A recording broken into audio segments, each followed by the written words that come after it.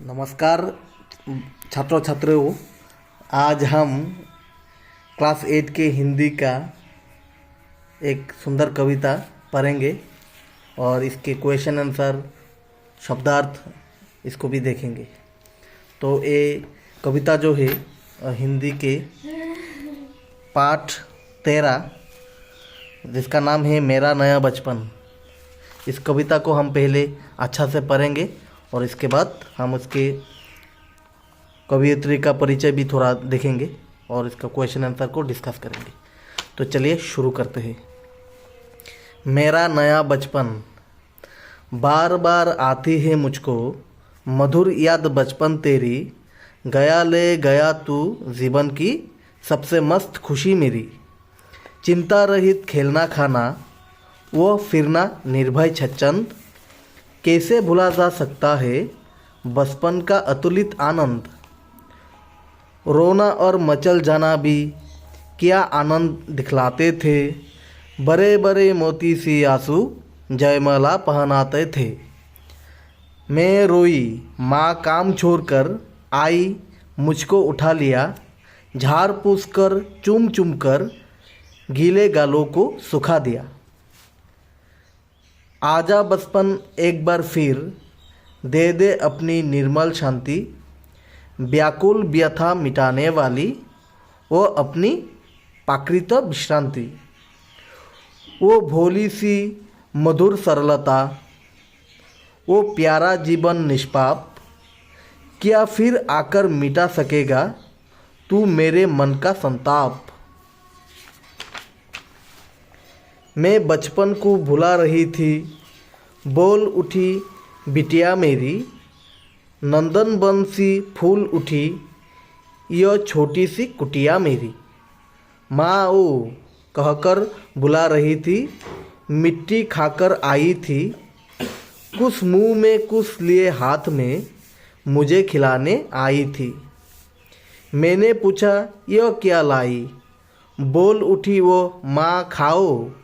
हुआ प्रफुल्लित हृदय खुशी से, मैंने कहा तुम ही खाओ।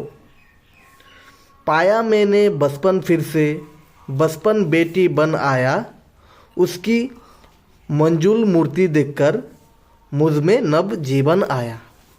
मैं भी उसके साथ खेलती खाती हूँ तुतलाती हूँ, मिलकर उसके साथ शयन मैं भी बच्ची बन जाती हूँ।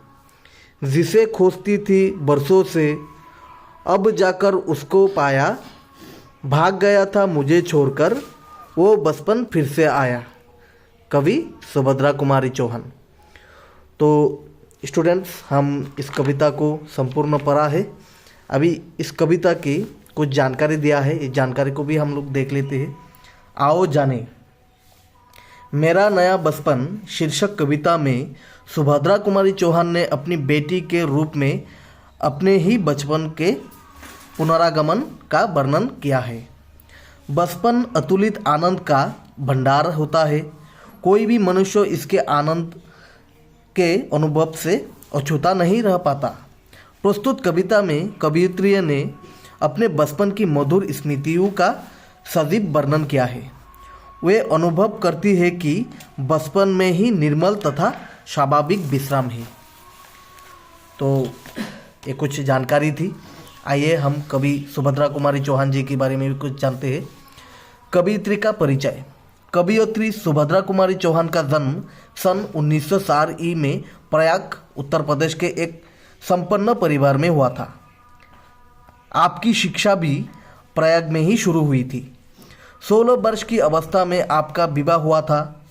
विवाह के बाद भी आप पढ़ती रही, लेकिन असहयोग आंदोलन के कारण पढ़ाई छोड़कर अपनी ससुराल जबलपुर चली गई। राजनीति में भाग लेने के कारण आपको कई बार जेल भी जाना पड़ा। आपने माखनलाल चतुर्वेदी के साथ मिलकर कर्मवीर का संपादन भी किया था। आपकी कुछ कविताएं वीर रस प्रधान है तथा उनमें देशभक्ति एवं मातृत्व की स्पष्ट झलक दिखाई जाती है। हिंदी काव्य के क्षेत्र में आपका उल्लेखनीय योगदान रहा है। आपने कुछ कहानियों भी लिखा है। बाल साहित्य की रचना में भी आपका हाथ रहा है। सन 1948 ई को एक मोटर दुर्घटना में आपकी असामयिक मृत्यु हो गई। तो ये था कवि परिचय, कवि सुभद्रा कुमारी चौहान जी की जानकारी इसमें थी। तो पाठ से निम्नलिखित प्रश्नों के उत्तर हम पढ़ेंगे। बचपन में ऐसी कौन सी विशेषता होती है जिनकी बार बार याद आती है? बचपन जो है वो बहुत मधुर होता है और सरलता होता है, तो बचपन को इसीलिए हमें याद आती है। यहाँ पे ही है, बार बार आती है मुझको मधुर याद बचपन तेरी। मतलब बचपन में हमें कोई चिंता रहित, मतलब हमें कोई टेंशन नहीं होता। हम अपने मन मर्जी से खेलना, खाना, दोस्तों के साथ स्कूल जाना, मम्मी पापा के साथ मजाक मस्ती करना, ये सब हम करते हैं, इसीलिए बहुत अच्छा लगता है। कवियत्री को चाहती है कि उनका बचपन फिर से लौट आए। कवि सुभद्रा कुमारी चौहान जी ने इस कविता को लेकर उसकी आंखों में आंसू आ गई और बचपन की याद उन्हें सताने लगी। और कविता में कवि सुभद्रा कुमारी चौहान जी ने अपनी बेटी को ही बचपन की याद में खो गया, उसको बेटी को ही लेकर। वो प्यारा जीवन निष्पाप का अर्थ स्पष्ट करो।